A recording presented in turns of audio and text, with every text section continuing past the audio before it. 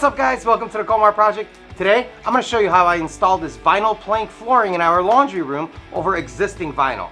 And we're going to talk about floor preparation, what tools you need to get the job actually done, how we laid the flooring, and then at the end of the video I'm going to do a review of the flooring in this shop and in the gym, which we installed about 10 months ago, and tell you guys how it's been holding up. So stick around and let's get this project going.